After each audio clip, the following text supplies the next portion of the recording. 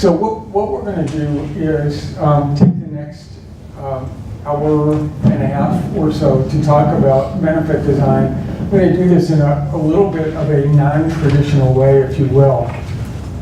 And I'm going to start by sort of going through three different broad topic areas.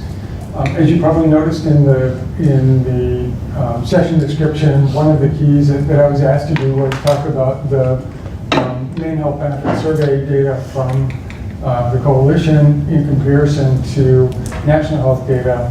And I'm going to apologize in advance. The first 20 or so slides, which are snapshots of some side-by-side comparisons, are going to be fairly small, so this may be a pretty substantial eye test, eye chart for those of you in the back.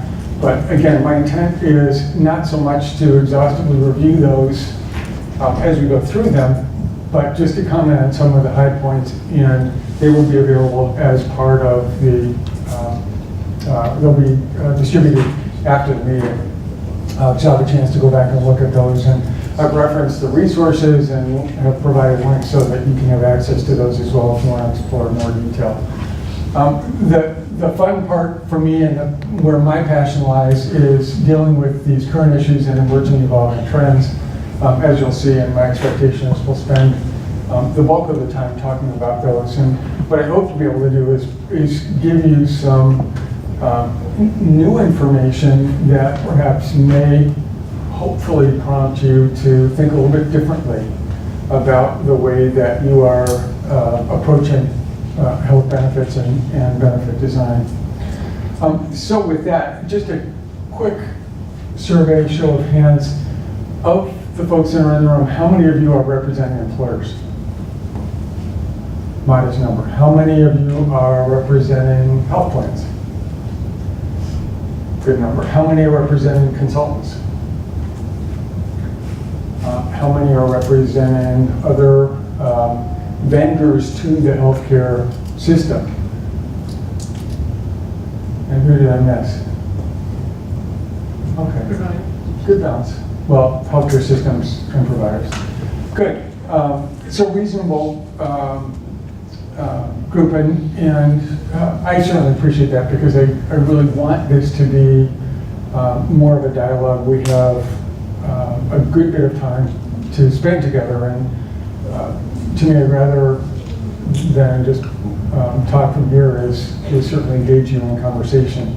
So if you have questions, please don't hesitate. I'd much prefer you ask them at the time that we're on the slides or the topic rather than wait till the end. So with that, let us jump in. The first thing I'm going to do is talk about the data, the survey from the Maine Health Management Coalition.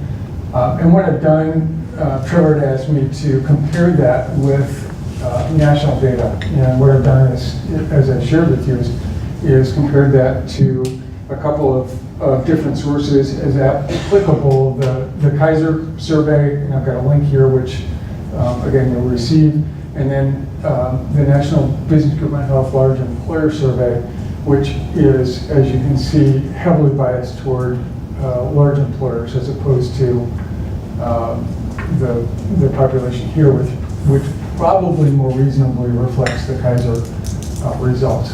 So with that, let's just jump in and we'll start talking. And now you can see what I mean about the eye chart. For those of you in the back. Probably the biggest issue for me, and I'm really happy that you will have these data to be able to look at.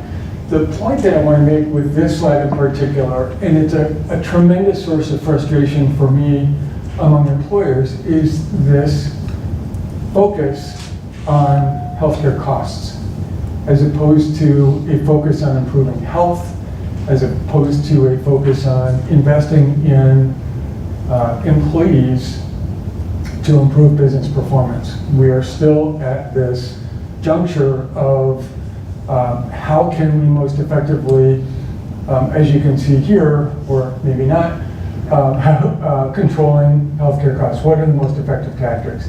And when you look at these lists, whether it's the Maine Coalition over here, or this is the MBGH survey, the bulk of it relates understandably to direct methods or measures or approaches to cost containment.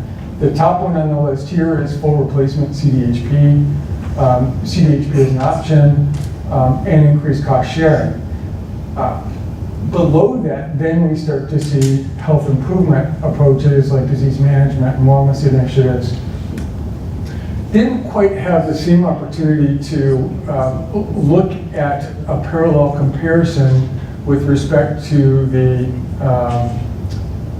Health Coalition, but what we're seeing here is primarily a focus on cost shifting, substantially for family coverage, as well as health and wellness programming. So a little bit more of a philosophical bent toward improving health rather than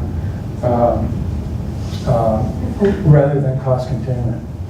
When we look at some of the other, and I hate to tell you, this is probably as good as it gets for those of you that are in the back of the room. If you want to come up front and look, you're more than welcome. We've got 5 or 6 seats here available to do so. When we look at some of the other high-level metrics that I've provided here, this one is number of medical plan options. And I think what you can appreciate, if you could see the slide for those of you in the back, what you can appreciate is that for all firms, employers having one plan type, that number is about 80%. Certainly much more distribution of the number of plans in the Maine Coalition, where there seemed to be a much greater willingness for employers to offer multiple plans. We're going to talk a bit more about the single plan approach, particularly as it relates to high deductible health plans in just a couple of minutes. And again, these slides are great if you can see them. So again, my apologies. One of the things that I've done with the deck, and you'll have these, is I've included trend data over time. And to me, that's really helpful in terms of understanding where we've been and where we're going. And what this slide shows is this shift from these lighter blue colors to this middle blue, and then correspondingly this darker blue over on the far side, which is high deductible health plans. And what we're seeing is essentially conventional plans, HMO plans, and even PPO plans, as well as point of service plans, getting squeezed because of this growth in high deductible plans. And we're seeing some of that with the Maine Coalition, but still a significant minority of employers have implemented high deductible plans. I would ask, show of hands, does anybody have a high deductible plan here that is a full replacement plan, where that's the only option? So we've got 3 hands. Okay. As you'll see in just a couple of minutes, that's probably something that is a little bit different when it comes to what we're seeing in the national data. And I think I've got some, now after hearing the conversations this morning, I think I have a reasonable understanding as to why that might be the case here. I want to spend a little bit of time talking about high deductible plans because we know that's something that is increasingly popular, particularly among self-insured employers, recognizing that this bottom line here, whoops, we didn't want to do that, recognizing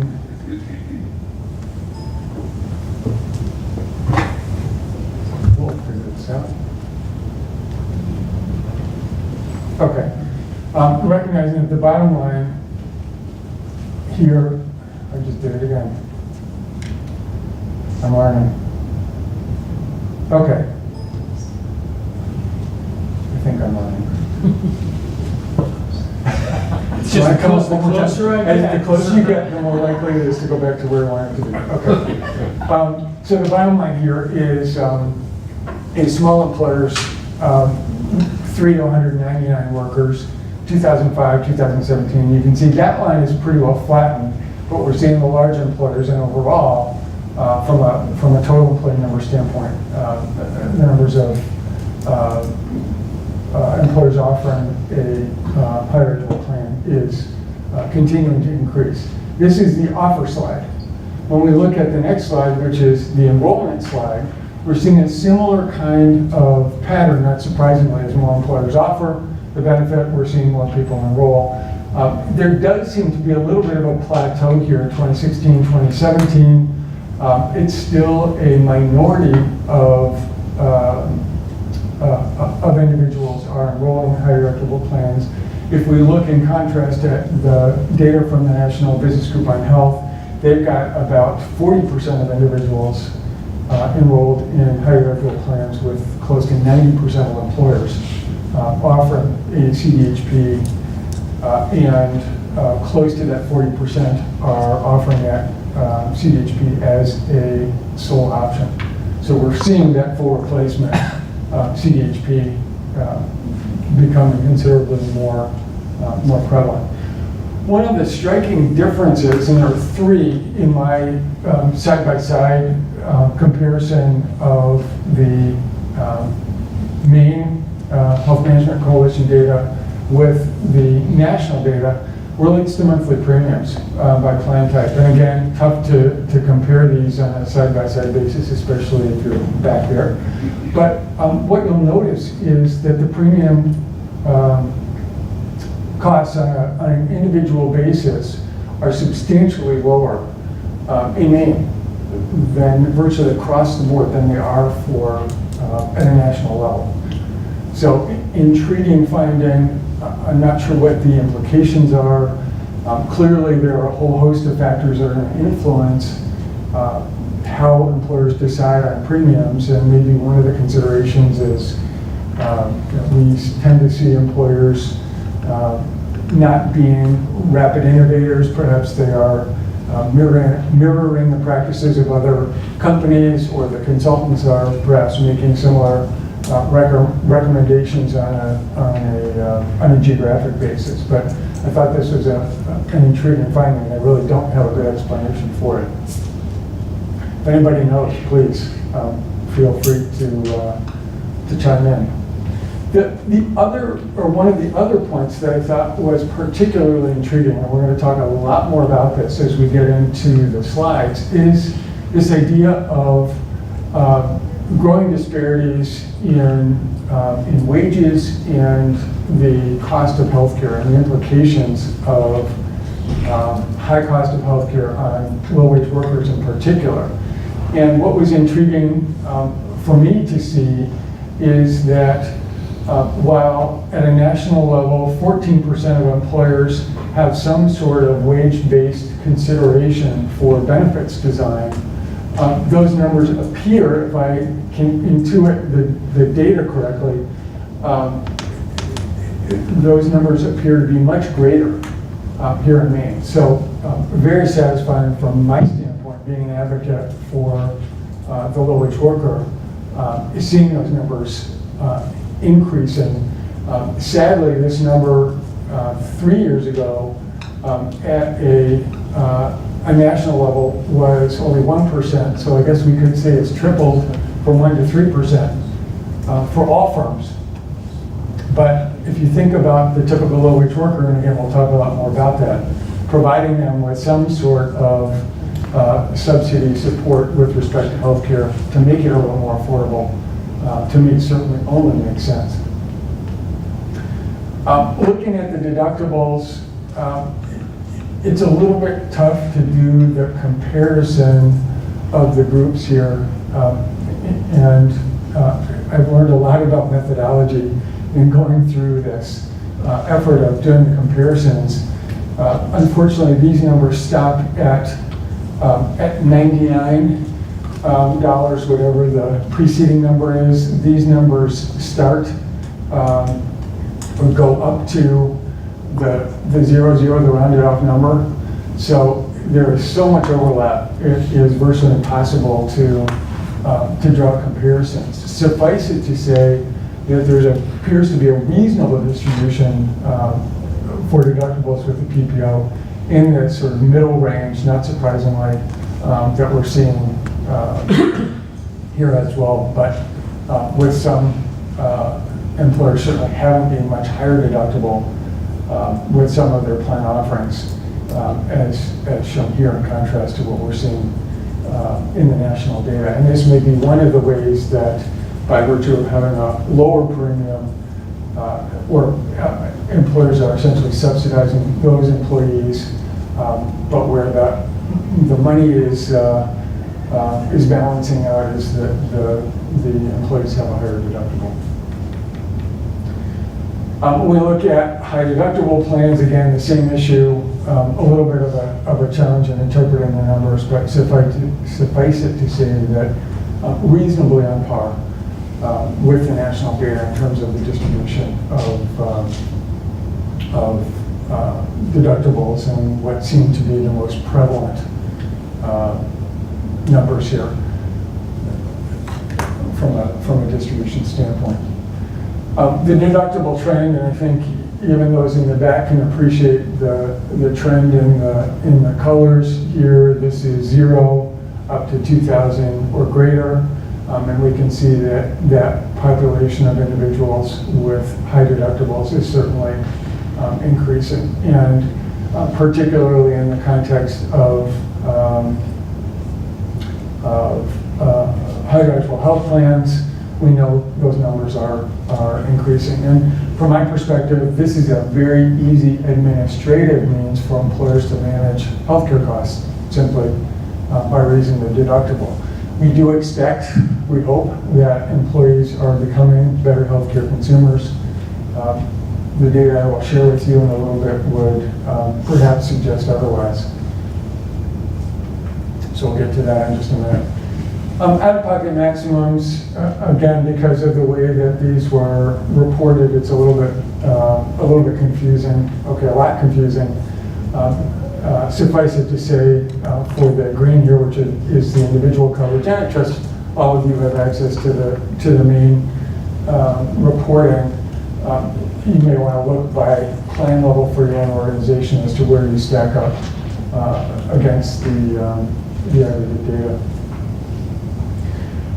Shifting very quickly into prescription drug benefits, again, pretty similar patterns with at least 3 tiers, 3 or 4 tiers being the most prevalent, and that's certainly what we're seeing here with 84% of employers having 3 or more tiers. Still some employers with 1 tier or 5 tiers, but most commonly 3 or 4. From a cost sharing standpoint, these data were a bit intriguing. Again, a little more information here. It seemed that copays may be the predominant approach within the state of Maine, or at least as reported in the survey. Copay and coinsurance are used and reported out on a national level. The numbers, at least on the copay side, appear reasonably parallel between the Maine data and the national data. I want to talk about a few other components before we jump into the next portion of the presentation material. And one of those is the notion of tiered, or the idea of tiered networks. And this is one area where there are substantially greater greater participation and use of tiered networks among the Maine employers in comparison to this 12 to 15% number at a national level. So it certainly speaks to the interest and the commitment of Maine employers responding to the survey of looking for quality and structuring benefit design to ensure that people are accessing high quality services. This was a bit of a rather pleasant surprise to me to see the level of interest in network tiering.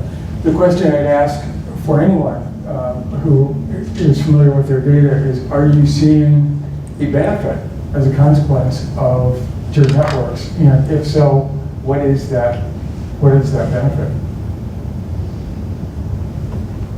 This, by the way, is the first part of my audience response portion of my talk. So what are you seeing as the benefit of tiered networks? Recognizing that they're being used, but the question is, what value are they creating? And we're going to come back to that specific point in a few slides.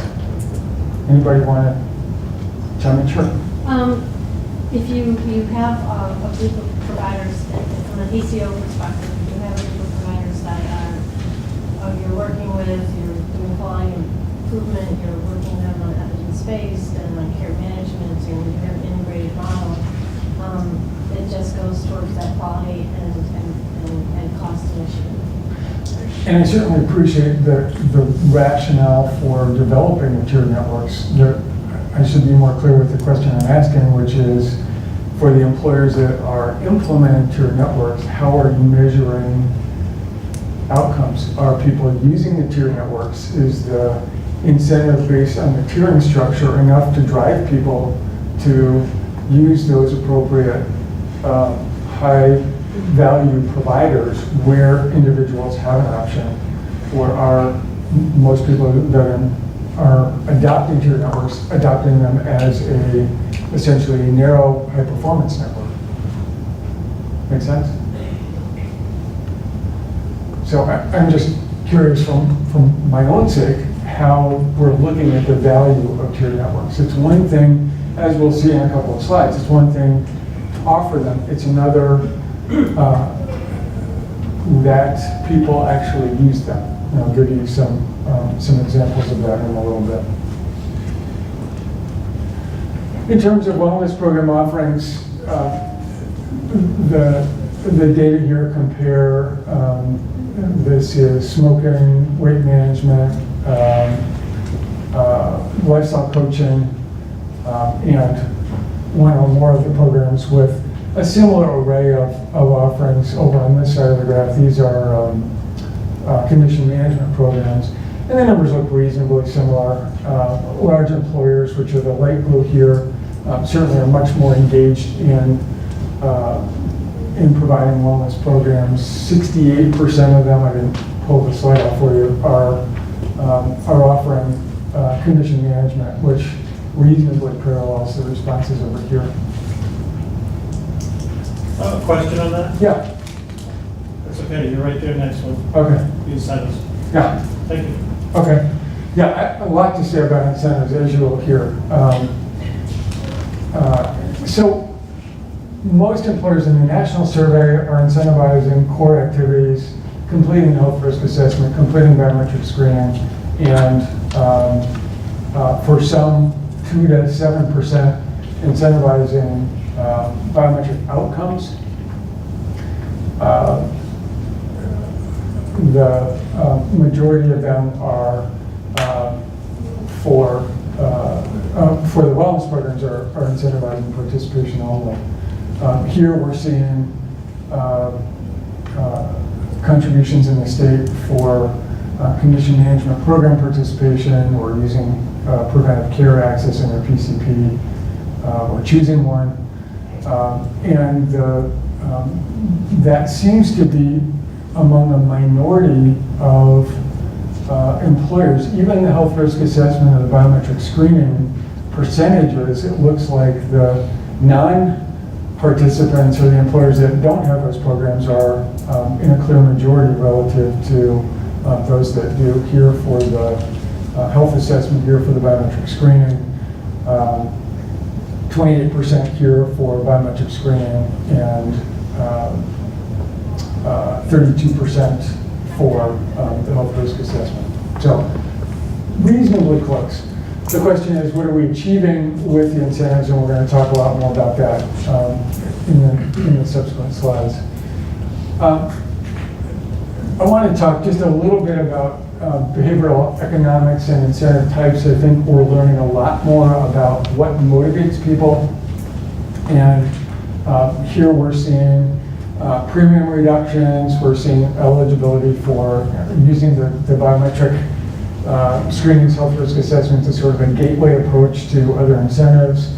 Cash paid time off, gift cards, and we're seeing a similar kind of array of considerations for the main employers. Yeah. Do you see more of this happening in the future? I think incentives are going to change. I think our focus for those incentives is going to change as well. And I'm going to talk much more about that after we get through this first set of slides.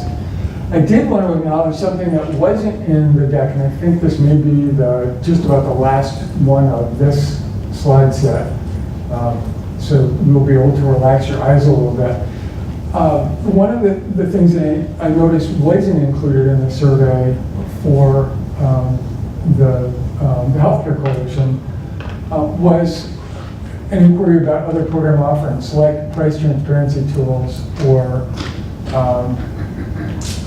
decision support tools, whether those are self-directed or second opinion services from third-party entities, or advocacy or concierge type of resources. I'm just wondering, with a show of hands, how many companies are offering telehealth, for example? Is that a pretty common? Okay. What about cost, quality, transparency tools? One. Okay. So it's interesting to see the differences.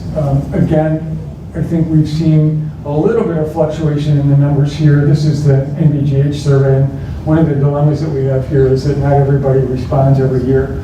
So some of what we're seeing in terms of the fluctuation on a year-over-year basis may be a function of just who is involved.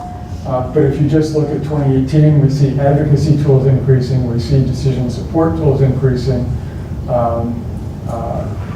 and commission management support increasing as well. Price transparency above 80%. So these are pretty commonly used tools among large employers. So now I'm going to get to my soapbox and share with you a number of different considerations. I've got 3 here to talk about as issues interesting in light of this morning's presentations. And we'll just jump into the first one, and that is talk about benefits as a cost center, or is it a means to invest in workforce human capital? When we think about the traditional view, human resources has been a cost center, and human resources has metrics and different components relative to business operations. So sort of simplistically, you can almost assume that the value of an employee is their work output minus the costs attributable to human resource responsibilities. The problem is, by virtue of creating these silos, we've essentially relegated HR to a cost center. So it's no wonder that we're seeing a lot of people say, how do we manage healthcare costs? Instead of, how do we think about investing in the health of our workforce so that we can actually perform better as a company? So health isn't just about healthcare costs, it's about business performance. And this Dilbert cartoon, and I hope in the back you can read this, to me just epitomizes it. Dilbert goes to his boss, and for purposes of discussion, he's in HR. I found a way to save $1 million by spending only $10,000. His boss says that $10,000 would come out of my budget, but the savings would go into someone else's budget. It's not feasible. So this, to me, is the classic dilemma that HR folks have in terms of spending money on healthcare, generating savings, generating organizational value, but being so pushed to control costs that they can't even quantify the additional value of additional investments in workforce health. So I ask all of you, you come to work not feeling good, how productive are you? How productive or how satisfying are the interactions that you have with your customers, your colleagues?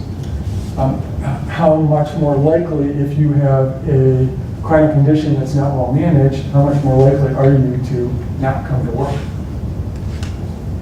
because of your illness?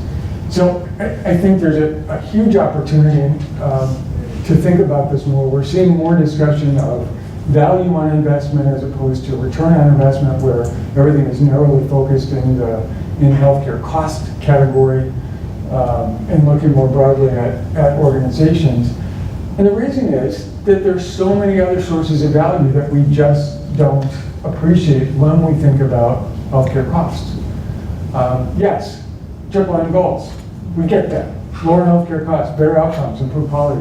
But what about in the workplace?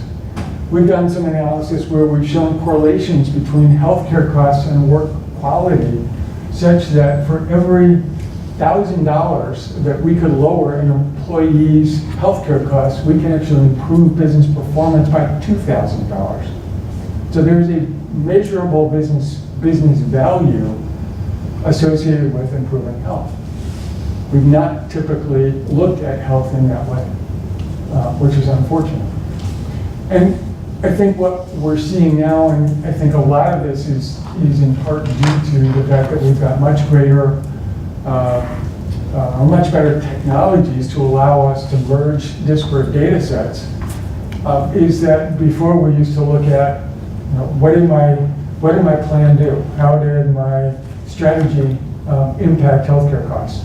Then we said, well, okay, let's go beyond healthcare costs and let's talk about productivity. Now we're at the point where we're saying, how does improving workforce health impact business revenue?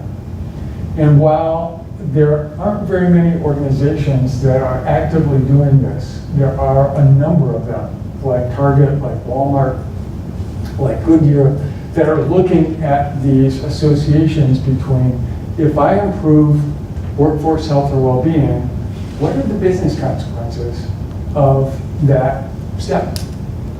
And every single one of us, from the employer perspective, has business metrics that our C-suite deems critical. And I would submit to you that most of those metrics can ultimately be tied back to the health of the workforce. So you can articulate the value proposition in terms that the C-suite can understand. So whether it's work quality, whether it's customer satisfaction, whether it's work volume, there are ways to report that out. Does that resonate with folks? I mean, is this a theoretical construct, or is this practical? Is anybody doing this in terms of looking at, if you're, let's say, a healthcare delivery system, are you looking at patient satisfaction in relation to employee health or employee engagement, which to me would be a pretty direct, likely direct correlation. So we put together an operating model, and I'm going to talk a little bit more about this later, but essentially you have inputs, individual well-being, workplace policies and practices, and other work factors that combined create the workplace culture that then leads to either improvements or decrements in individual well-being, associated individual level performance measures, and when those are aggregated, organizational performance. We can measure all these. And this is where I think more and more employers are starting to take steps in this direction. But I think until we get here, where this is actively taking place, we're not going to get beyond, unfortunately, healthcare as a cost and how do we manage costs. So, issue number 2, and I think this is particularly relevant to the state of Maine. If any of you were in the economics talk before lunch, you'll probably, some of this will certainly resonate for you. Sobering to appreciate, and we've all seen news stories about the growing gap between the haves and the have-nots. One of the biggest dilemmas when it comes to healthcare, and I'm sure you can see the graph, but I'll tell you what the lines are. Here we have overall inflation and workers' earnings. They're pretty much gone in lockstep since 1999. So we call this wage stagnation because people aren't earning more relative to the general inflation rate. Why is that? Well, one of the reasons is here's the cost of healthcare. So employers have this dilemma of, do I spend more money on healthcare and make sure that people can at least have some semblance of affordability, or do I give people wages and put the cost of healthcare out of reach because I can't subsidize the premiums or give a rich enough plan to individuals? And what they've essentially done is said, okay, we're just going to keep wages at or marginally above the inflation rate while we put the bulk of the money into health benefits. Where, and I showed you this on the earlier slide, where this is particularly noticeable. Excuse me? Yeah. Can I go back just one slide? Sure. You were just talking about a more informed view from the employer on the healthcare costs. Is it just a cost center? Right. And you're relating to the health of the employees. Right. As your suggestion was we should consider doing more of that. I'm wondering here, if we look at this kind of slide, healthcare costs, if we plotted the healthcare costs for healthy people, I bet you it wouldn't be anywhere close to the rise that we see there.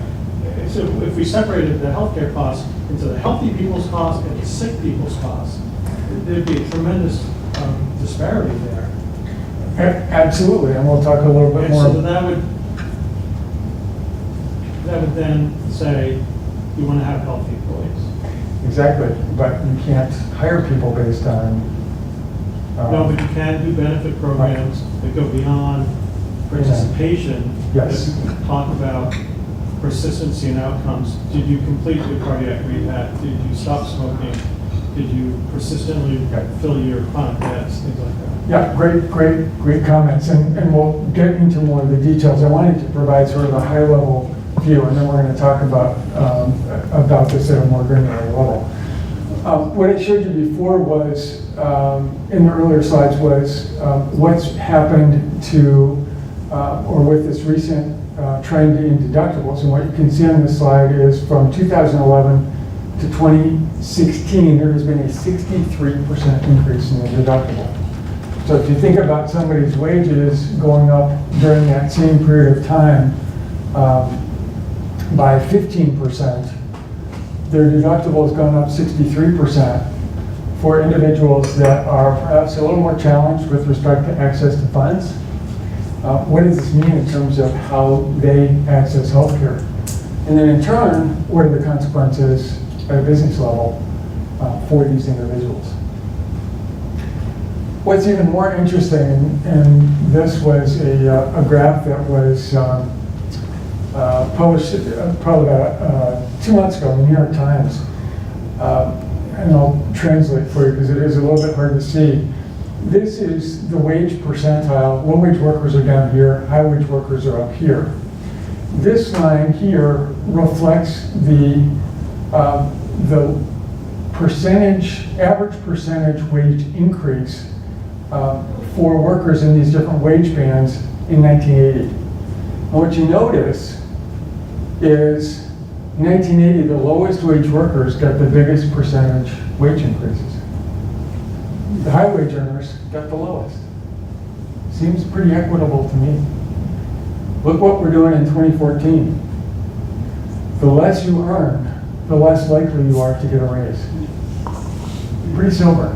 So this is sort of a macroeconomic view of what's happening now and why we have these disparities. So if you are an employer with low-wage workers, you may have a whole lot of folks down here. It's a recipe or a setup for a huge issue.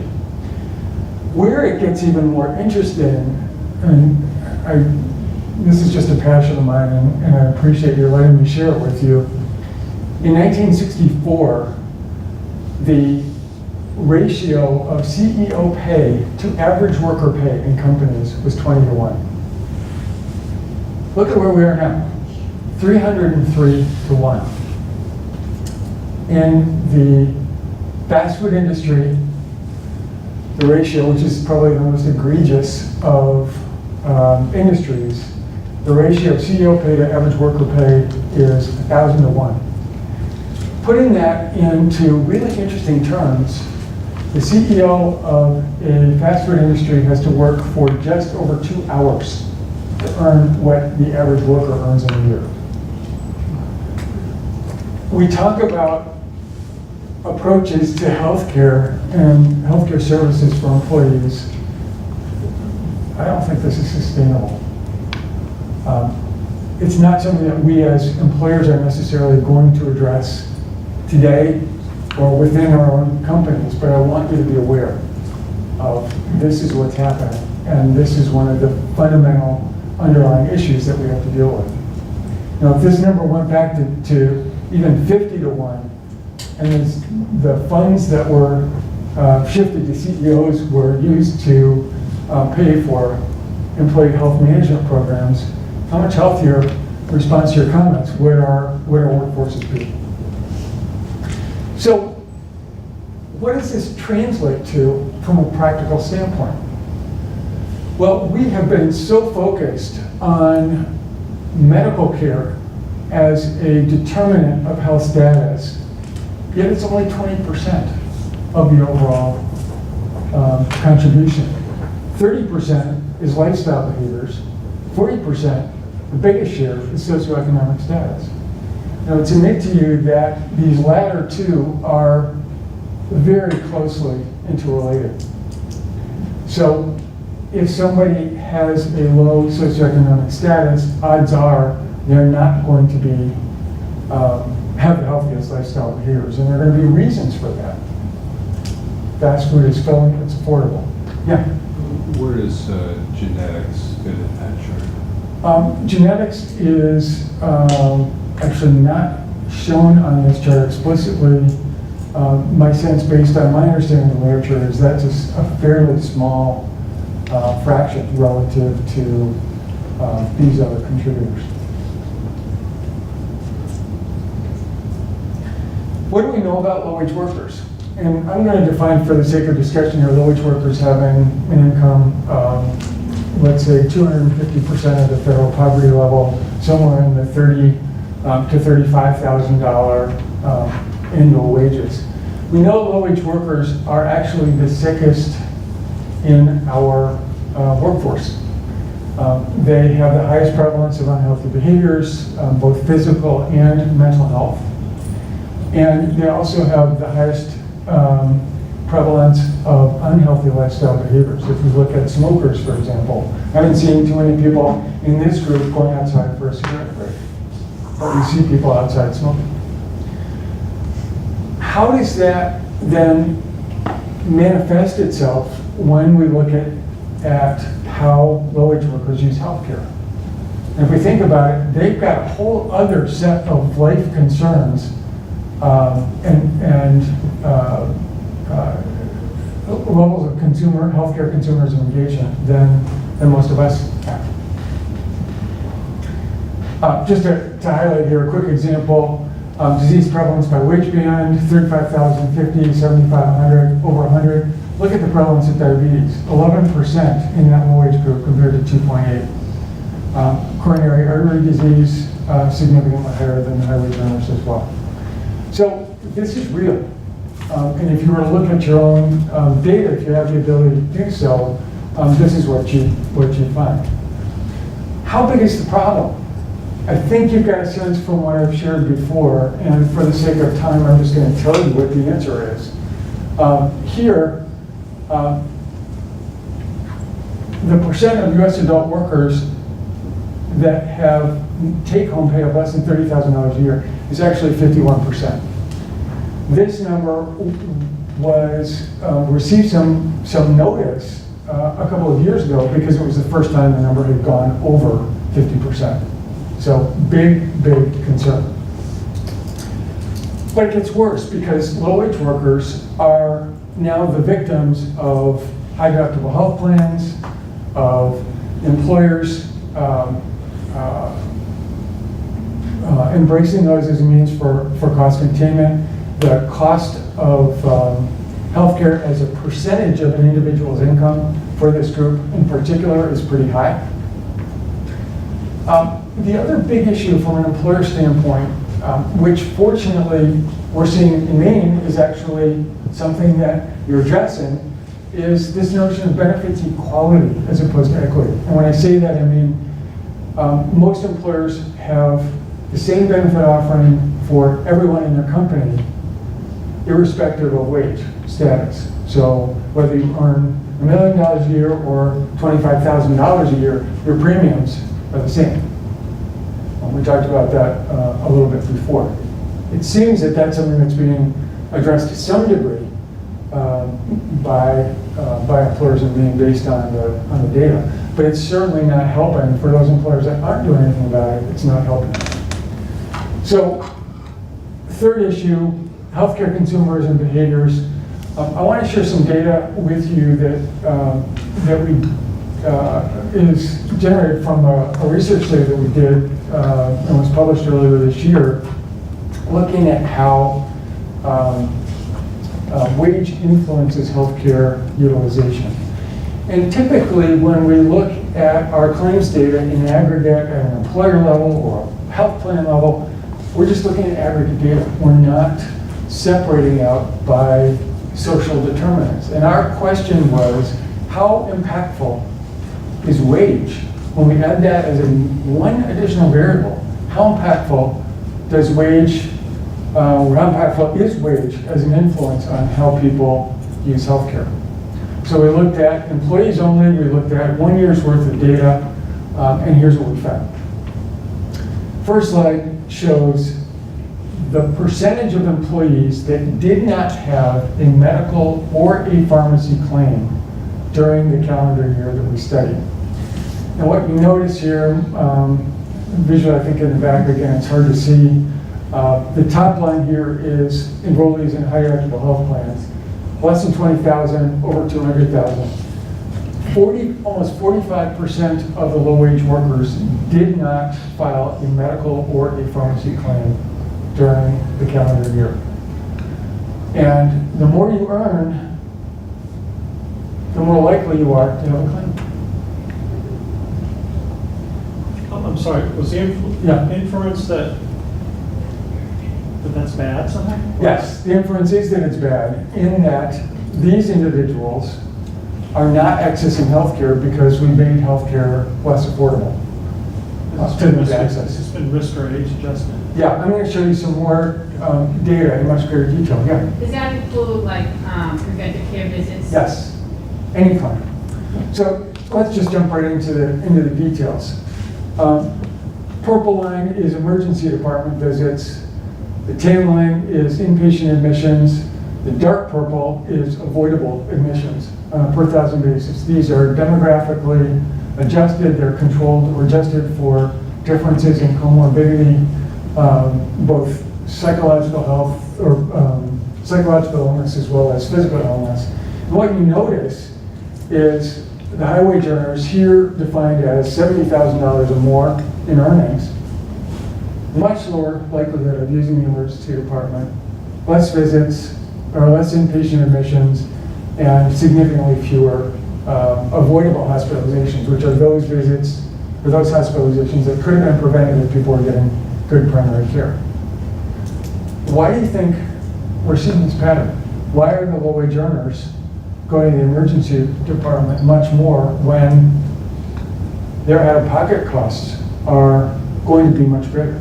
Because they're waiting till they're so sick that they can't stand it anymore. They may be waiting until they're so sick because they can't afford to pay the basic costs of getting preventive care or seeing an outpatient physician. Why else might this happen? Because they know their local hospital has a sliding wage scale and they won't end up paying much of anything or billed for much of anything. Well, but remember, these are people that are insured, so the insurance is going to be the issue. But your point is a good one in that there probably are a number of people that are going to the emergency department because they know the hospital will probably write off the bad debt, which is an important consideration. Folks in our community, they absolutely know the ins and outs of the free care system. And that's good, because that's what it's there for. Yeah, exactly, yeah.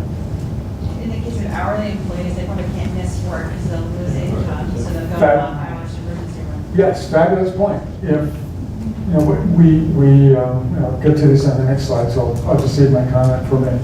You had another comment? That's exactly what it Same is. thing. And there may be cultural beliefs too that influence how individuals access care. If their family members have historically gone to the emergency department for care, maybe they are more likely to do so as well. The issue of preventive care, and I think this gets right to the point that you were making, we say to employees, gosh, with the ACA, first dollar coverage for preventive care, you can go get those screenings. But look what happens. Half as much participation either in cancer screenings or even the preventive care exams among low-wage earners compared to higher-wage counterparts. Again, is this an issue of the fact that individuals cannot take time off to go, and employers are saying, well, hey, we're giving you the first dollar coverage, but we're going to penalize you because you're an hourly worker. We're going to penalize you if you take off work to go get preventive care. One of the things we're doing is advising employers to say, hey, give people a healthy day or a part of a day and let them go get their preventive care during that time. What was even more interesting to us, though, was this finding when we looked at healthcare costs. We were absolutely expecting the low-wage workers to have the highest healthcare costs. They are inefficient users of healthcare, lots of emergency department visits, lots of hospitalization. But look who had the highest healthcare costs, the high-wage earners. Again, remember, this is adjusted for, controlled for comorbidities, for demographics. So Is it age adjusted? age adjusted as well, yep. Why do you think this is? This was the group that had the lowest use of the emergency department and the lowest hospitalization rates. Yeah. Are they looking for concierge medicine or anything like that? You're getting warm. The percentage that have a regular source of care. You're getting warmer. This is what I will call, and I'll come back to this in just a couple of minutes. This is so-called income-driven use of healthcare. When we looked in more detail at the reason why costs were higher here, while their use of high-intensity services was significantly lower, as I shared with you on the program, their use of outpatient care was through the roof. And you've probably all had friends who said, oh, you know, my toe hurts, my elbow hurts, I'm going to the doctor. Low-wage workers don't seem to do that, but high-wage workers, because they have disposable income, are much more likely to do that. So we actually have not one issue with the low-wage workers, but a second issue with the high-wage earners. Yeah? Yeah, the low-wage worker, when a doctor recommends a CAT scan or an MRI, you know, in a 6-month follow-up, they're going to say no. Exactly. The high-wage earner is going to say, yes, put me on. Yeah, and to your point, physical therapy was the biggest difference in terms of participation. It's probably easy to understand. We heard comments this morning about that. You know, why would a low-wage earner want to pay for somebody to tell them what to do? Give them some exercises to do and let them go and do it. The higher wage earner is much more likely to go to go seek that physical therapy care. The important point to make here in all of this is when you add up the numbers, we're talking about 10 to 12% of overall healthcare costs in this model that are potentially avoidable if we can manage or provide more effective use of healthcare among low-wage earners, and if we can sort of dampen down or moderate the seemingly overuse of ambulatory services by high-wage earners. Easier said than done, but we're going to talk about some ways that that might happen. I want to share this slide with you because I think it is a critical concern when we look at most survey data about what employers are doing in terms of benefit design, what we see is what they are offering. If I can channel C. Everett Koop, I'd say drugs don't work in people who don't take them, but I'd also say health management programs or healthcare consumerism and engagement programs don't work in people who don't use them either. So we said, well, we've got, in our private exchange, we've got telehealth. Who's using it? Surprise, surprise. Lowest utilization rates in the low-wage earners. Highest utilization rates, almost 5 times greater in the high-wage earners. Now you'd think this line right here is emergency department use. We would have hoped that low-wage earners would understand that telehealth may be a much more cost-effective way to access care. Real world, and I probably shouldn't share this, but we were discussing, maybe we turn off the camera right now. I can. No, not to worry. But I think it's a systemic problem. We're discussing how can we educate low-wage workers to make better use of these lower cost, high value services. So I saw a talk track for a video, one of those whiteboard videos, to promote telehealth. And the problem, and I'll just sort of say it categorically, is we design benefits for people like us. We don't think about this 50% of the population that is the low-wage worker.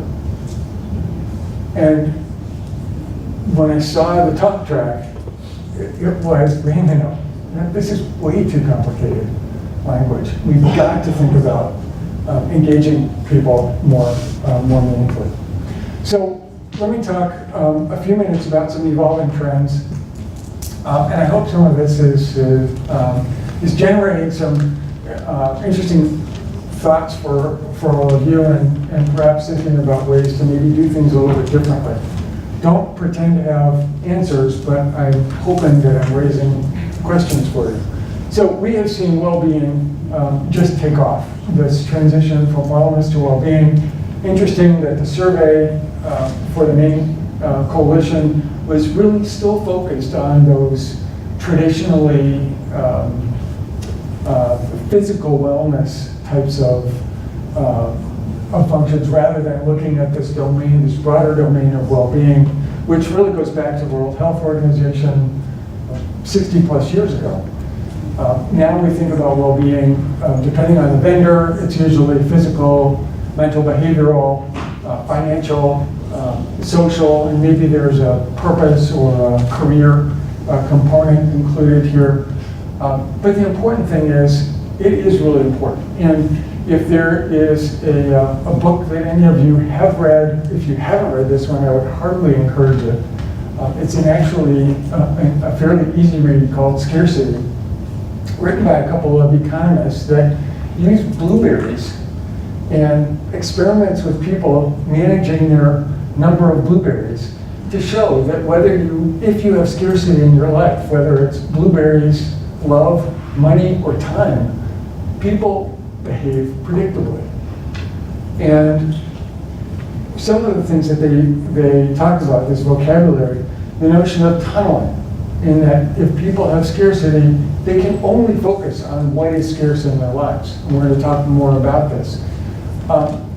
The consequence of that is this notion of bandwidth tax, meaning that they can't see what's immediately in front of them because they are so preoccupied with that scarcity. And I'm going to give you an example of that in just a minute. And what I talked about before, this income-driven use of healthcare, is a perfect example of slack, where people who are highly paid have discretionary dollars to spend on healthcare. So when we look at data about stress, what do we see? We see financial stress as number one on the prevalence list. Easy to understand. 40% of people can't afford a $400 unanticipated expense.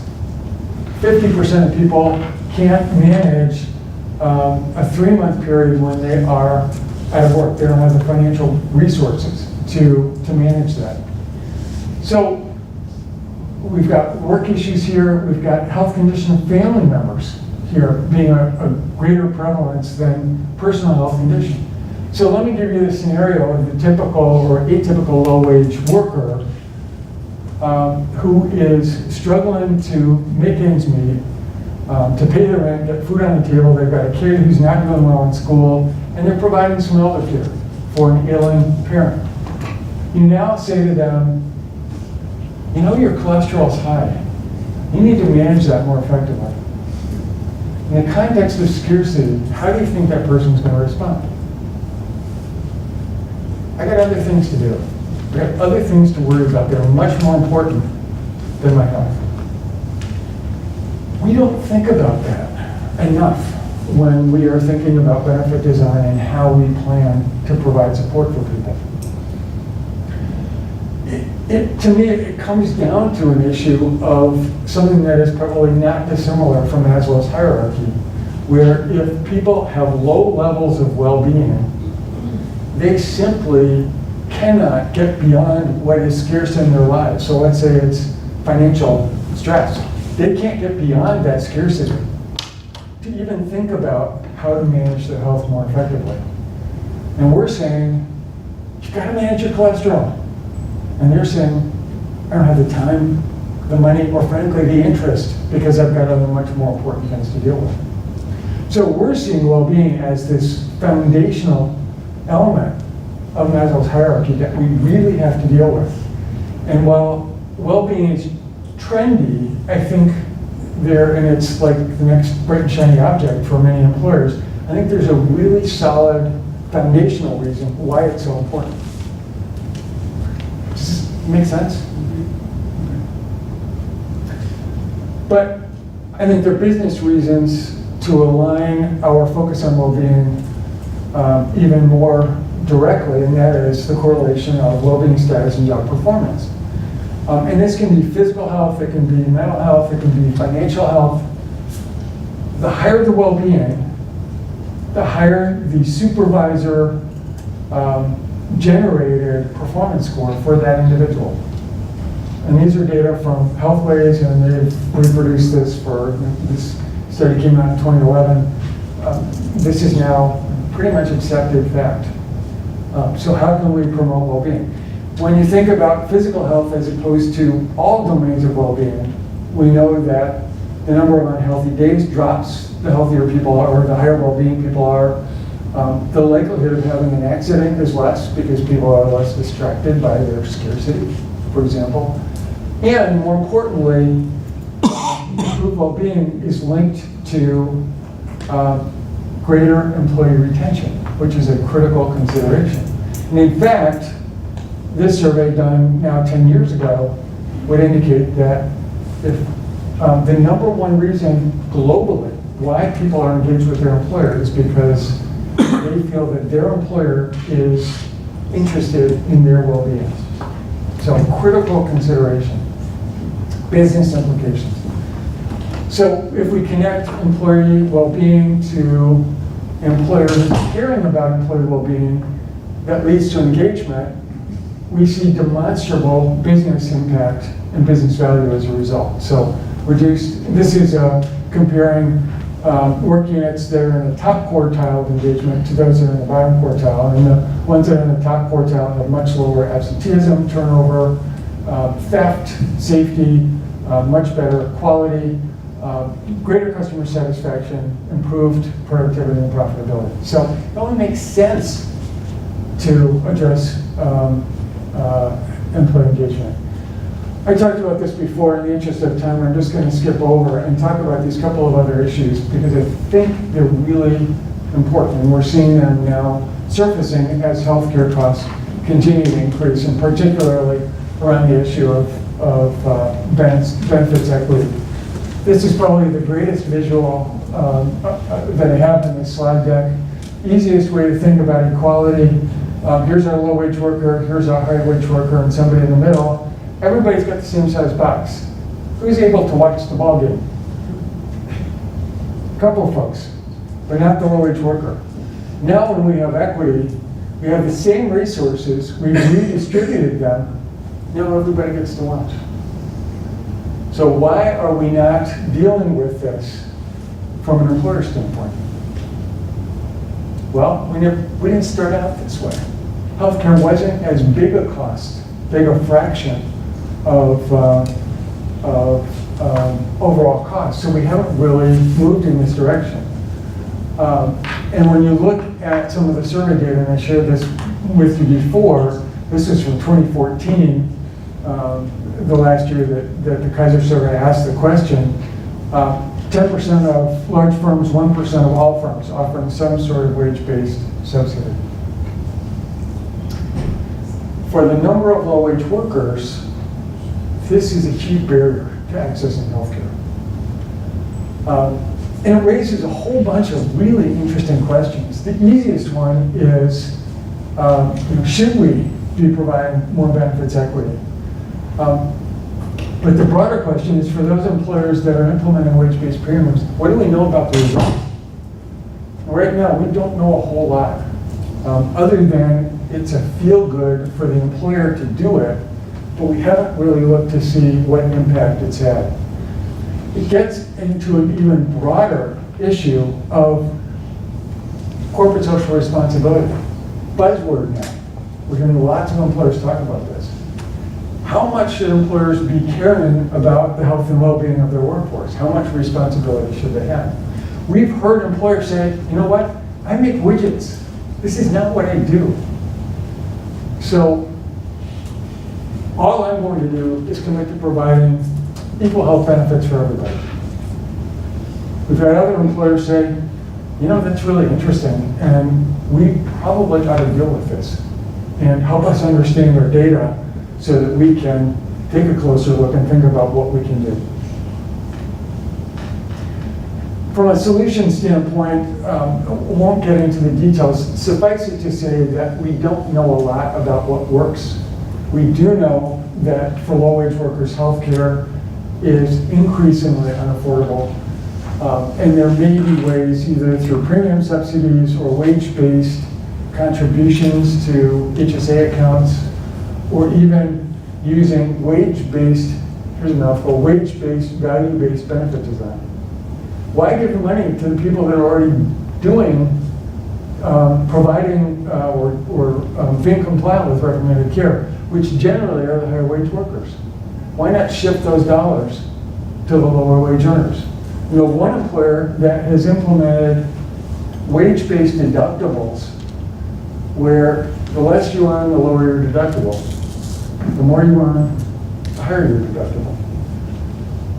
To me, it makes intuitive sense, and from a corporate social responsibility standpoint, it makes sense as well. The thought of that approach also does one other interesting thing, which is it creates a greater financial barrier to accessing healthcare for those people that perhaps are overusing the delivery system, high wage earners. So, last one, I'll go quickly through this, is the issue of incentives. And I'll ask you one more polling question, and that is, based on what I told you, and it's probably a leading question now, are financial incentives a primary source of motivation for low-wage workers? We think they are, because after all, if everybody gets the same incentive, low-wage earners, that incentive is a greater share of their overall income relative to high-wage earners. And we just say, oh, yeah, $400 to $600 relative to the $250,000 I earn, not a big deal. But guess what? Again, we have not seen anybody do this kind of research. We wanted to see what the implications were for a $400 to $600 incentive offered to employees to participate, only participate in a biometric screening or a health risk assessment.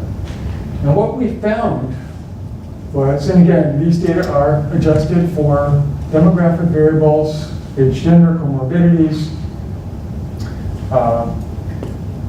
was the less you earn, the less likely you are to participate. From our perspective, and it's 20 minutes of activity. Fill out the survey, get your blood drawn. 30% less likely to participate. Yeah. Our employees employee group, which has about 6,000, we actually, our trend's completely the opposite. The lower wage earners the participation rate in our HRA and our biometric screening is in the high 80s to low 90%. The higher earners, it's less of a percentage. Interesting. How are you? It's because, when we talk to our employees, it's because the lower wage earners value the $40 a month lower premium out of their paycheck. Yeah. And the physician that's earning, well, a whole lot more and stuff on this chart, 40 bucks. Why? Yeah. You know, Yeah, great points. Why And do that? I'm not saying that this is generalizable to all populations, as you have illustrated, but I think it's an important consideration. Ours is exactly the same, that in fact, when you were talking about the age banded, the wage banded, we've often thought about that, but our biggest complainers would be the folks that make the most, and they're the ones that complain the most about, whatever, but, payments they have to make. But in our low wage are the first ones to do the HRA, get it in on time, and then we're always chasing down the high wage earners. If you don't get this done, your premiums will be higher. Interesting. Yeah. The group I represent, we have a 28,000 health plan, and that's exactly what we see. Yeah. I think there are a whole host of considerations, whether it's what the spread is between low wage and high wage. Note that our high wage earners here are over 70,000, so we're not dealing with the physician group that may be earning lots more. It also may be a function of how that incentive is provided. If it's immediate, I would venture to say that behavioral economics would say that has a much higher value than a premium reduction, which is going to be delivered over time. But interesting food for thought. The other thing I'll share with you about incentives, and this is a separate analysis that we did looking at the wage influence on outcomes-based incentives. And what's intriguing here is the more you earn, and I didn't show this, the more you earn, the more likely you are to participate in an outcomes incentive-based program, and the more likely you are to earn the most money relative to lower wage earners, who are both less likely to participate, and when they do, earn less money because they need fewer outcomes. Again, thinking scarcity, people are less likely to participate. Also, they are probably less likely, not only because they have more chronic conditions, they're probably less likely to have those effectively controlled. So are we really achieving what we want to achieve with an outcomes-based incentive approach? I would submit the answer is no. In fact, Robert Wood Johnson Foundation says outcomes-based incentives are probably discriminatory against low-wage workers. So it made us ask the question, and I apologize, one more numbers chart. Made us ask the question, if scarcity is real and people are more inclined to focus narrowly on that issue of scarcity, then it would suggest that irrespective of their earning level, that individuals who do not participate in an easy participation-based incentive program probably don't have their own health as a big priority. So we said, well, let's just look at the data, forget wages, let's just look at the data. What's the difference between biometric participants and biometric non-participants in the way that they use healthcare? Now look at these numbers. 50% more admissions to the hospital, avoidable admissions just about 50% more. Preventive visits, maybe 20% less, 25% less. Visits to the emergency department, almost twice as many. Ambulatory sensitive visits to the emergency department, those that could have been managed in a lower acuity setting, more than twice as many. So it suggests that this construct of scarcity is real. It also tells us that whenever we are comparing wellness program participants and non-participants, it's really not a great basis for comparison because these are two completely different populations. And now we've got the data to help us understand that that is in fact the case. So, finished it a little bit early. I hope this has been helpful to you in terms of giving you some exposure to not only the early eye charts of comparative benefit surveys, but also these current issues and what I see in the marketplace as emerging trends related to well-being, benefits equity, and incentive design. I want to congratulate you as Maine employers for the steps that you've taken to more effectively and more meaningfully manage health, particularly on the supply side as it relates to some of the things we've talked about. But I'd also certainly encourage you to think more about the influence of wage on healthcare utilization patterns and look at your benefit design through that lens to see what else you might be able to do to perhaps improve the health of particularly those low-wage workers, and realize the business benefit that doing that can actually have. This has been helpful, thank you very much. We wrestle with these issues frequently within our healthcare system. We have a lot of nurses that visit our patients in the home, and the nurses come back and talk about barriers to care. Yep. Certainly financial are part of it, but a lot of these folks, they need their whole lives reconstructed. And we have to ask ourselves, how much of that responsibility should our nurses bear? And being nurses, they bear a lot of social responsibility. So it's a challenge for employers, it's a challenge for healthcare providers, it's a challenge for our society. It'll be interesting to see in a couple of years when you do the same presentation, when we see what the use of services and outcomes for the exchange, the patients that are on the exchange, because they have significant premium subsidies based on their income, Right. and whether those subsidies have actually improved their overall health status. It's probably way too early to tell. Yeah, But it'll be interesting. Yeah, great point. I think it's important to raise this issue of who is responsible for social determinants of health.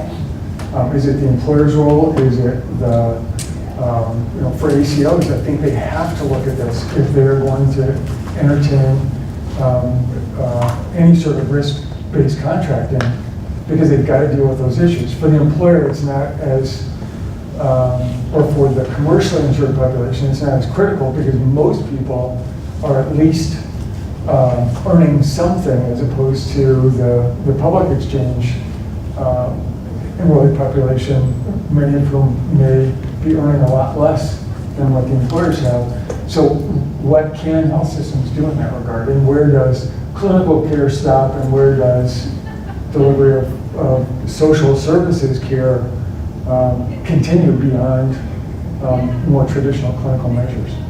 It's not an easy solution, that's for sure. We often talk about diabetics Mhm. and helping them improve. And sometimes we feel like getting them all in one room, all of our diabetics, and say, raise your hand if you're really serious about improving your health care. And then we'll take all those people into this other room and we'll go to risk on those. And we'll let those that don't care right now, we'll try and help them get into the room for those who do care. But the problem is, and I hear this in vendor presentations, they say, oh, look at what we were able to accomplish with improvements in diabetes control for the people that are using this app. So, okay, I get that. What proportion of the diabetics was that? Oh, 20%. Okay, what are you doing for the other 80% who are horribly controlled and really need the attention? And we tend to focus on the people for whom we have perhaps the most data, but that may well not be the group that we really need to address. Hopefully through changes in benefit design, through a better understanding. One of the things that we're doing is starting some pretty significant focus group work to understand, what if we could do things differently. We're very well meaning, but we don't really know what's going on in their minds. We design benefits, as I said before, for people like us, not for the folks that really could stand the benefit. Is there an example of an employer that's actually directly correlated the employee health status of their population with business performance? Not in theory, but in practice. I thought I had heard there was an example of call centers or something like that. In terms of, the short answer is yes, but the longer answer is not to shareholder value. Okay. We're still waiting for that. If you think about it, it's sort of a series of connected dots. Right. And Comcast has been pretty public about dealing with stress management in their resilience training in their call center operators. And what they've shown is greater employee engagement, lower turnover rates, and believe also greater customer satisfaction for the people that have used that particular group of individuals that were involved in this program. So measurable results, definitely influencing business outcomes. The other one I remember is Walmart looked at the implementation of a well-being program in selected stores, very rigorous controlling for, I think, about 300 different variables, and showed that the stores where they implemented the well-being program, they actually had greater store revenues. So if you think about it, happier employee leading to more engaged customers who perhaps maybe want to spend a little bit more time in the store when they buy them. So there's definitely something to this. And I wouldn't say, as we always do in medicine, that absence of evidence is not evidence of absence. It's incumbent upon us to show these results, and I think we will. I think it's coming. Yeah. Well, I was going to mention that Walmart example you used. That was very shortly after they were slapped with a huge landmark OSHA violation, and one of the things that they were forced to change was how they treated and regarded their employees. Forced to, but strongly encouraged to financially, I should say. But they did. They made good strides in that study. So, yeah. I've seen data that show that as cost sharing has been going up, employees still rate health benefits as their most valued benefit, but their satisfaction with health benefits has been declining as cost sharing goes up. I'm wondering whether you or others in the room have seen what's going on with that lately. I've seen similar trends that benefits continue to be a significant driver of employee interest in continued employment. It seems that the richer the benefits, the more likely, all other things being equal, the more likely employees will stay with their employer. I think the problem then becomes if employers have too rich a plan, there's actually a selection process takes place that it's only those individuals who have high healthcare costs that are going to be attracted to or retained by those employers. So, does this? I'm curious to hear your thoughts. I didn't put this presentation together quite in this way. Does this resonate for all of you? Is this something different relative to what you've been hearing? Absolutely curious to hear your thoughts.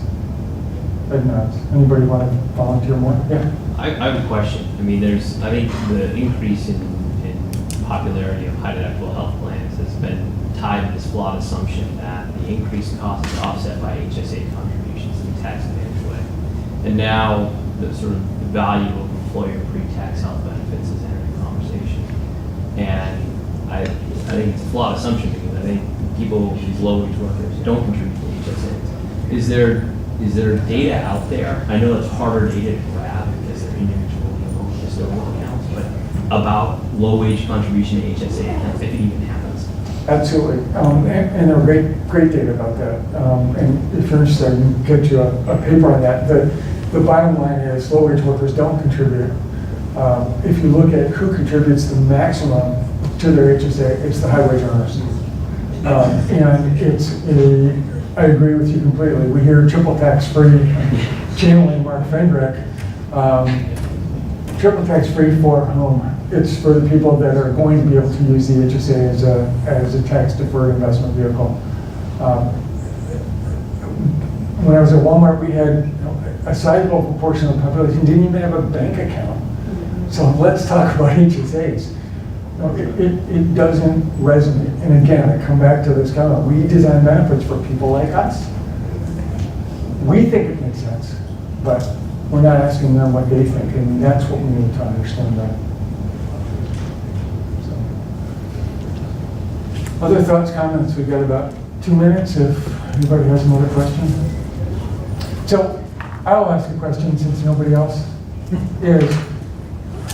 What are you going to do when you leave today after you've heard all of this? Well, I don't know, probably the pie charts in the beginning. Yeah, you'll have those. I thought it was interesting, that what I've been hearing is that, there are more high deductible, companies that really heading towards high deductible. And I think what I showed in the beginning, that a lot of companies now are going to do plans. I'm sorry, a lot of I think companies that what I are. heard you say in the beginning, that more companies are looking at more than just one option. I think I was one of the only few people that raised my hand and said, we only get one option. So I'm looking forward to getting that data, I can go back and say, there's more than one plan design here we can look at. Absolutely. One of the other things is just as an aside, because you triggered the thought, that I've seen other employers do is employees that are at the lowest end of the wage scale pay the premium for the least expensive plan, but are actually enrolled in the richer benefit. So it's another way not to have to think about the complexities of a percentage of salary-based contribution or other administrative tweaks to plan design.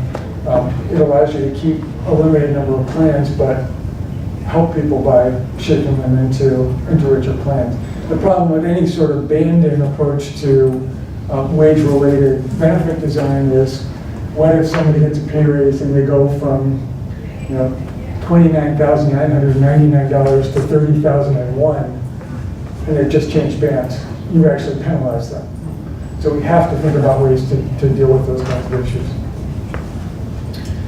Well, thank you. I really appreciate your patience.